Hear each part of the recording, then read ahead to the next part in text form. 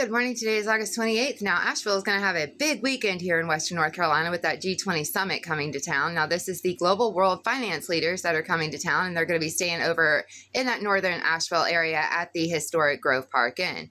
And this has a lot of people really upset. One huge reason why people are so upset is because our homeless population has seemingly decreased dramatically over the last few days. Now, we know when they go through and they do these massive cleanups, they do this twice a year, right before tourism season and before any major event like this G20 summit. So for this G20 summit, they are really going all out on this cleanup process, making sure that everywhere across Asheville looks really good. So they're going through, they're making sure the grass is cut, they have pushed the homeless back, gone through and cleaned up all the trash.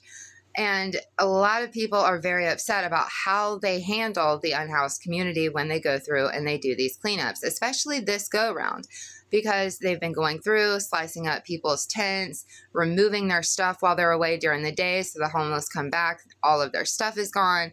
They even went to the extent yesterday, from what we're understanding, of going around town and taking all the shopping carts away from the local homeless community, which is not something that I think we typically see with their normal cleanup process.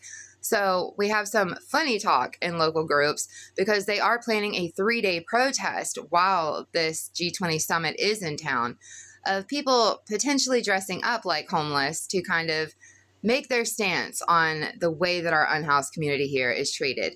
The way that a lot of our friends in the resource centers like to put this is that they are taking advantage of our most vulnerable community members here by making them even more vulnerable.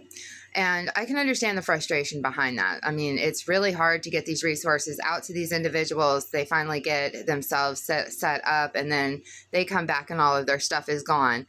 And this is a reoccurring thing here in Asheville with the cleanup process, but apparently this go round has been a little bit more dramatic than the previous ones that we've seen in recent years. So you guys keep it calm here in Asheville with these protests. Make sure that you're keeping them peaceful. I understand the frustration, but this is a reoccurring thing that we often deal with here. This one's just been a little bit more of a deeper clean, I guess. They want the city to appear better than it typically is, obviously. But, depends on who you talk to, I guess. Now, unfortunately, I will not be in town this weekend. We are leaving to go down to Charleston for the next several days. So I will not be here to get any video footage. If anyone does get video footage, please send it to me. I would very much like to see that. If anything else occurs, please also send it to me. Now, we are going down to Charleston. I have been waiting my whole life to go see the Goo Goo Dolls in person. I don't care how you feel about the Goo Goo Dolls. They are one of my favorite bands.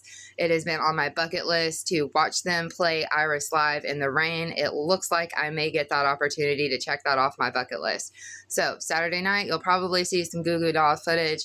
In the meantime, though, until I get back to you, please do your very best to stay safe out there, folks.